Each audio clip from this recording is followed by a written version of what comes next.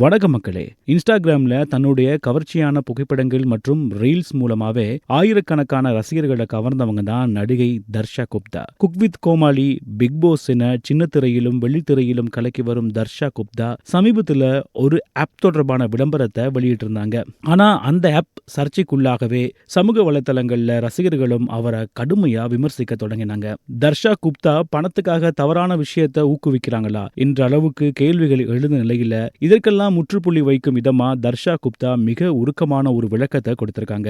அதுல அவங்க என்ன சொல்லிருக்காங்க வாங்க பார்க்கலாம். இந்த சர்ச்சை குறித்து பேசிய தர்ஷா குப்தா மிகவும் மனவேதனையோடு தன் தரப்பு நியாயத்தை விளக்கியிருக்காங்க.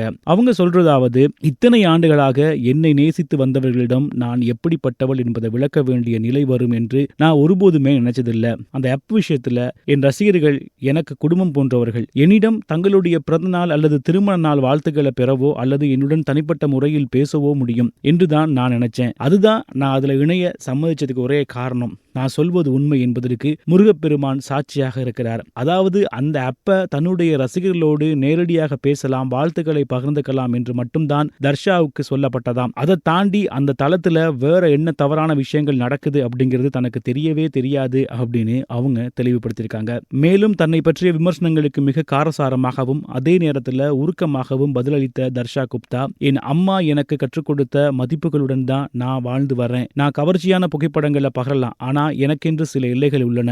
எந்த அளவிலான பணமோ அல்லது புகழோ வந்தாலும் அந்த எல்லைகளை நான் ஒருபோதும் கடக்க மாட்டேன். என்னை பற்றி விமர்சனங்கள் என்னை அதிகமாக காயப்படுத்துவதில்லை. ஆனா என்னை நேசித்தவர்கள், என்னை நம்பியவர்கள் என்னை வேதனைப்படுத்ததான் தாங்க முடியல அப்படின்னு சொல்லியிருக்காங்க. இத்தனை ஆண்டுகளா நீங்கள் அறிந்த அதே நபராகவே என்னை நினைவில் வைத்துக் கொள்ளுங்கள். நான் ஒருபோதும் செய்யாத ஒரு விஷயத்திற்காக என்னை தவறாக நினைக்க வேண்டாம் அப்படின்னு கேட்டிருக்காங்க. பிரபலமானவங்க பலரும் ஆப் விளம்பரங்கள்ல நடிக்கும் போது அதன் முழு பின்னணியும் தெரிந்து கொள்வதில்லை என்பதும், பின்னர் இது போன்ற சர்ச்சையில் சிக்கும் போதுதான் உண்மையான கதையே வெளியே வருது. தர்ஷா குப்தா கொடுத்த இந்த உருக்கமான விளக்கத்தை பத்தி நீங்க என்ன நினைக்கிறீங்க? அவருடைய தரப்பு நியாயத்தை நீங்க ஏற்கிறீங்களா? உங்களுடைய கருத்துக்களை கமெண்ட்ல சொல்லுங்க.